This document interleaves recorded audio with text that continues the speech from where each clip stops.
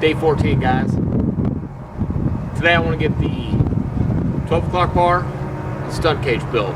So I'm out here kind of in the grass. I'm going to tilt the bike over, see how long everything needs to be, kind of get the measurements figured out, and start cutting and welding.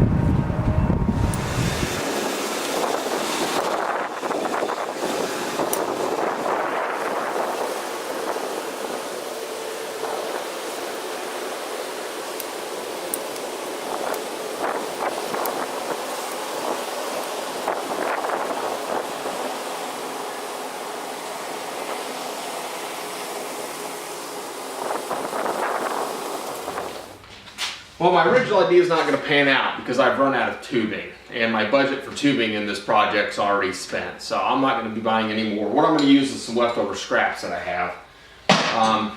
Again, my original idea was to put a bend and make kind of a hoop here with a third tube coming up to reinforce that. That's not going to happen at this point. So what we're going to do is, with the leftover cutoffs I have, I'm going to weld this straight on. It's going to come straight out like so.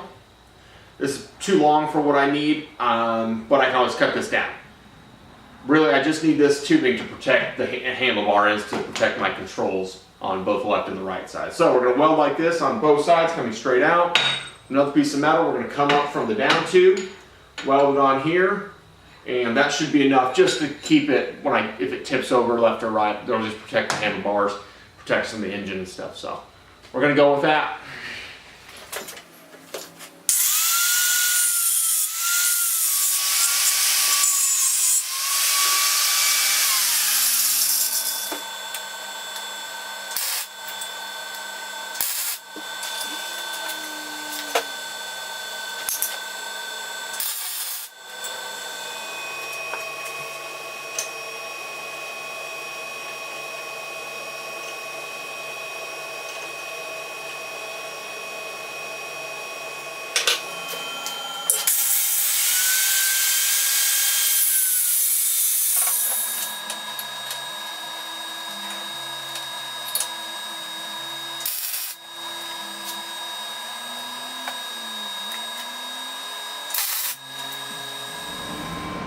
Not much, but I decided to reinforce the back side of this shape just a little bit. The front side's kind of reinforced here. I'm just going to put a small little gusset.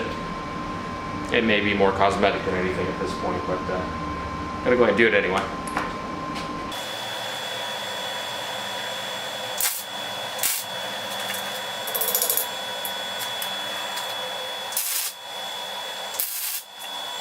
Here's a quick front shot of the little stunt cage here. Got it all just kind of tacked in place right now. Just ran out of gas on my MIG welder, so gonna be doing a little bit of TIG welding. But anyway, everything's just tacked in place for the time being. I'm gonna take the frame apart. I'll do the final welds because I got a lot of final welding to do and some kind of areas that I can't really get to with the motor in. But alright, so here it is.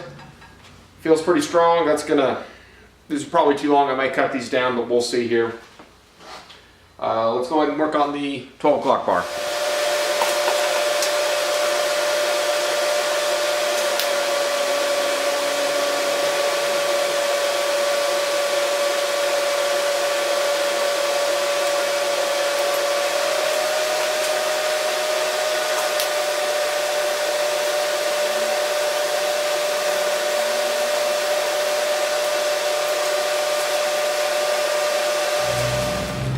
So, for this 12 o'clock bar, there's a lot of guys who are saying there's a certain length you got to make it, blah, blah, blah. From what I can tell, just from looking at pictures of actual manufactured 12 o'clock bars, it looks like it extends past the wheel just a little bit, which this one does. Well, it's supposed to be anyway. The other thing I see is pretty much you can stand the bike up on end, and it'll stand upright. So, I'm going to go ahead and try and see where we're at. If I need to shorten them, I can. If I need to lengthen them, I can also do that. So, here we go.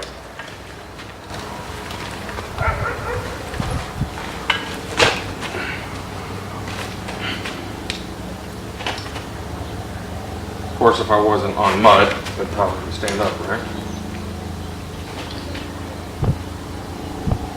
Aside from wanting to tip over in the mud, it looks like a 12 o'clock bar.